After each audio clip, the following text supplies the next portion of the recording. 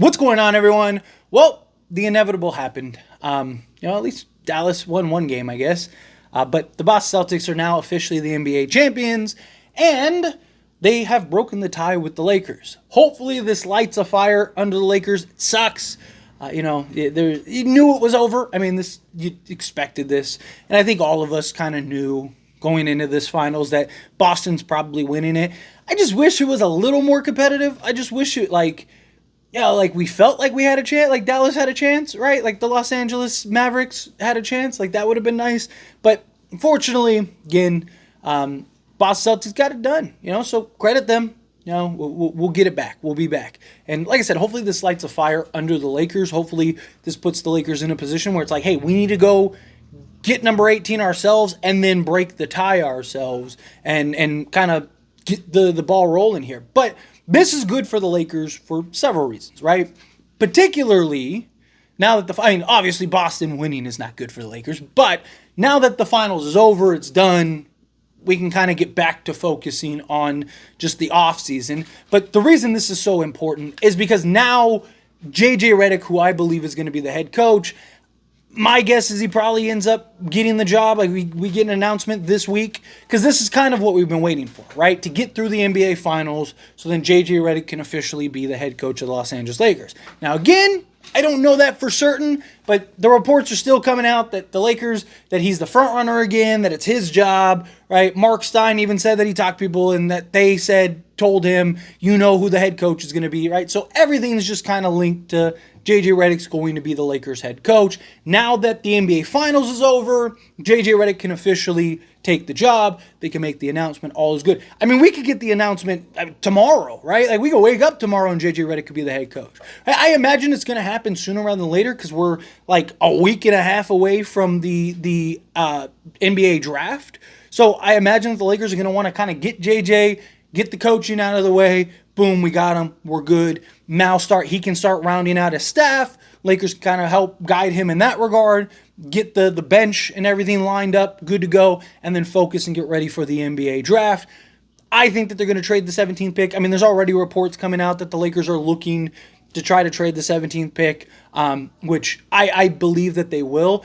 That doesn't mean, is it possible that they draft somebody and then trade him later? Sure. I could definitely see that happening, right? If they can't find a deal on draft night, right? I think Rob Pelinka, he's shown that he'll be patient. He can kind of wait. So I think that they'll more likely than not kind of take the best player available and then now use that as a piece that they could trade. Like, hey, you still got the 17th pick, and work it out later on down the road. So again, like I keep saying, don't fall in love with any of the prospects that you want at 17, right? Is it possible the Lakers keep him? Sure, it's very possible.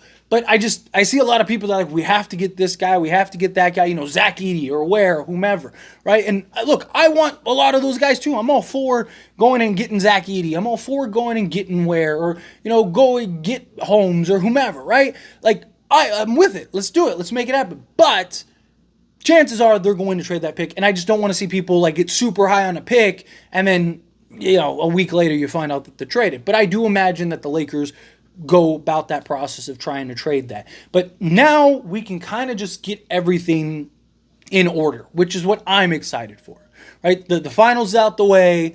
Now step one is obviously you get the coach, you get that done. I'm hoping the announcement doesn't get dragged out. I'm hoping that, we don't have to wait 2 weeks, till the NBA draft for JJ Redick to officially get hired. I think we all know it's going to be JJ. I think the signs and the stars have aligned constantly for JJ. To me, it's just like, get it over with.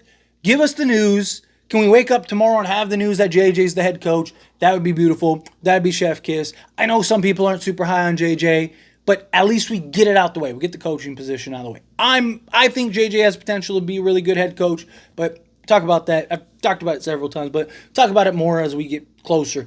But to me, it's like, okay, get the coach lined up, work on the bench, get the bench round out, get all of that in line, right? Because to me, I think the success will be attributed to who else is on the bench. I'm not really worried about JJ on the in-game stuff. It's just everything else that goes on, right? All the noise behind the scenes as a NBA head coach. I really want a good, solid, sturdy bench that can come in and help guide and hold JJ's hand a little bit, at least the first 2 years, so that way he can kind of get comfortable, get his legs under him, so to speak, but have a nice bench. And like, look at the 2020 roster, right? Like, yes, we had an incredible, talented team, but you can make it. I mean, our bench, like, coaching staff was the Avengers, right? Like, the coaching staff was arguably as good as that roster and as good as that team. So to me, it's like, if you can kind of put a qualified, just multi kind of basketball minds, versatile type coaching staff together, obviously you have to have a roster that can win. You have to actually have players and teams that can win. That will go a long way. But the other thing too, besides the coach, is now the Lakers can start negotiating with their guys. So with the new CBA, as soon as the finals is over, teams can negotiate with only their own players. So Lakers can't go and start talking to DeMar DeRozan or anything like that. We know, like, everybody knows that, like, that stuff goes on, that teams tamper, right? Like, we know it happens. But this is the first year that teams kind of get a head start on their own guys. So they can start talking to D'Angelo Russell and kind of try to gauge and figure out, hey, what are you doing? Like, what's your plan? Is there something we can work out to maybe get you here and, or maybe give you an inflated contract or something, right? To maybe potentially trade you later, or like, what are you looking to do? Is there a specific team you want to go to so we don't lose you for nothing, right? Like, you could start having those dialogues, having those back and forths with guys like D'Angelo Russell, Spencer Dinwiddie, Taurean Prince, right? Jackson Hayes, right? There's several guys that the Lakers can start having conversation with. And then also Max Christie. They need to get Max Christie locked up, and he needs to get a new contract. So can they kind of start getting that worked out? And then LeBron James is obviously the biggest name. I don't really believe LeBron's leaving. Also, free agency, like, teams can start talking to actual, like, other players, like other teams' players, June 30th, right? So, kind of narrative that's going out is like, what if this guy isn't signed by June 30th?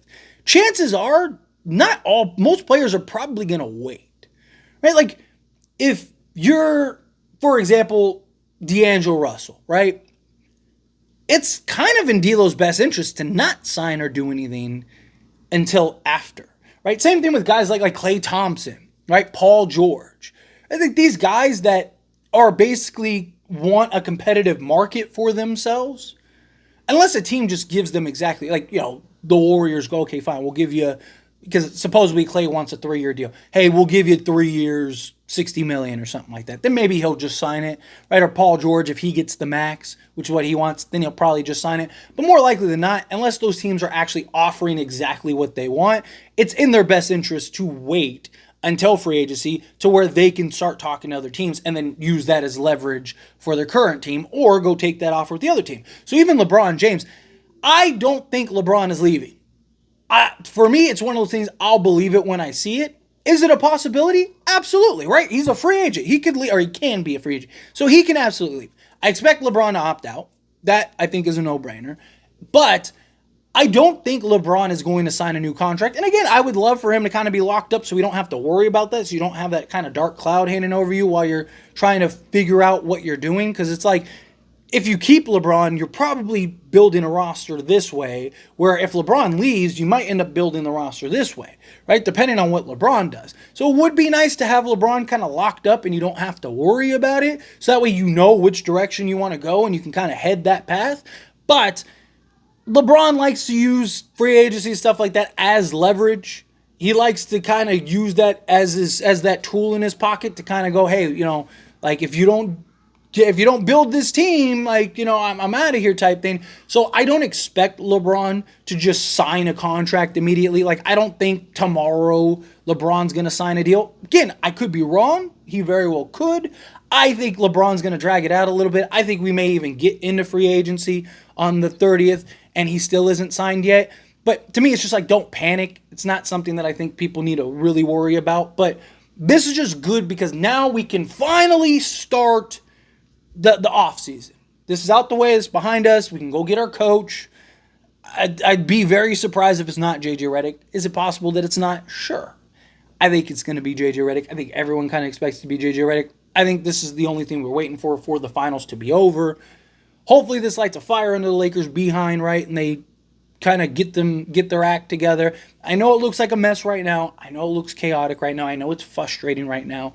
But a lot can happen. It's not how you start, it's how you finish, right? And we don't know what's going on behind the scenes. We don't know what's already been worked out. We don't know what the Lakers' real plans are. We're just going off of, different narratives, different reports that most conflict with the other one. And it's how it goes, right? It's how the offseason goes. Right? So to me, let's just let things play out, see how it goes. I'm excited because now we can kind of put this officially behind us and head forward and start actually putting together our coaching staff and our roster. So that's exciting. But anyway, as always, this is a discussion. I pass the question on you. Let me know your thoughts and opinions down in the comments below. What do you think? What are your thoughts? Who do you think is going to be the coach? When do you think it'll be signed? Any players specifically that you'd want to keep around? How do you feel? Whatever thoughts are, I'd love to hear it. So let me know down in the comments below. That being said, if you haven't liked this video, hit that like button. Helps me a lot. It's me enjoy these types of videos, and I truly appreciate it. Not subscribe to the channel, hit that subscribe button. Turn on the bell notifications. Appreciate y'all. See you in the next one. Thank you.